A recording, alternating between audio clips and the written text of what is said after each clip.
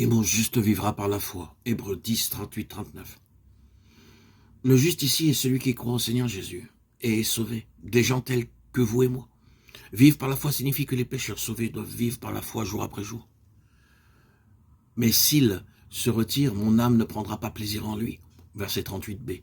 Le mot « il » désigne le juste mentionné.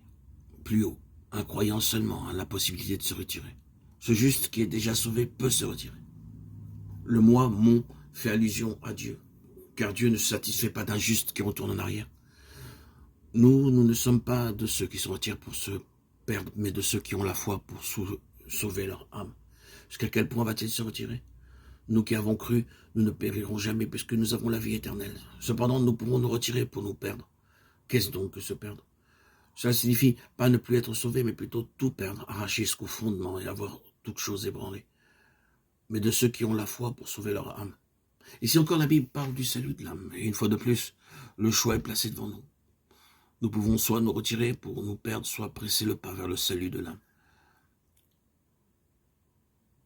Certaines personnes considèrent la phrase qui se retire pour se perdre très désagréable et soutiennent donc que ces paroles ne s'appliquent pas aux chrétiens. Pourtant, les chrétiens seulement peuvent se retirer. Les pécheurs sont déjà si loin qu'on peut à juste titre se demander, peuvent-ils s'en aller encore plus loin? Tous ceux qui ne croient pas au Fils sont déjà condamnés. Seuls les chrétiens ont la possibilité de retourner en arrière. Ce qu'un croyant fait sur terre doit être récompensé. Toutefois, s'il se retire, il en souffrira la perte. Bien qu'il ait péché dans le nom du Seigneur, chassé les démons dans le nom du Seigneur et accompli beaucoup de prodiges et de miracles dans le nom du Seigneur, il ne les reconnaîtra pas, mais leur dira, je ne vous ai jamais connu, retirez-vous de moi, vous qui commettez l'iniquité. Matthieu 7, 23. Nous ne sommes pas de ceux qui se retirent pour se perdre, mais de ceux qui ont la foi pour sauver leur âme. Le salut de l'âme est dû à la foi. Quelle est cette sorte de foi? Que signifie avoir la foi pour sauver l'âme?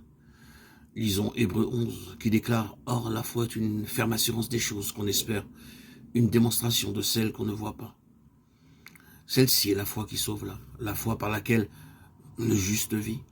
Car, veuillez noter que le chapitre 11 suit immédiatement la fin du chapitre 10, dont nous nous sommes entretenus. Cette foi est l'assurance des choses qu'on espère, et non pas la foi qui croit en Jésus. Cette sorte de foi est celle qui peut sauver notre âme. Cette foi est une démonstration de celle des choses qu'on ne voit pas et non pas le fait de croire en Jésus-Christ. L'apôtre Jean dit à plusieurs reprises « Quiconque croit au Fils a la vie éternelle ». Il parle de croire au Seigneur.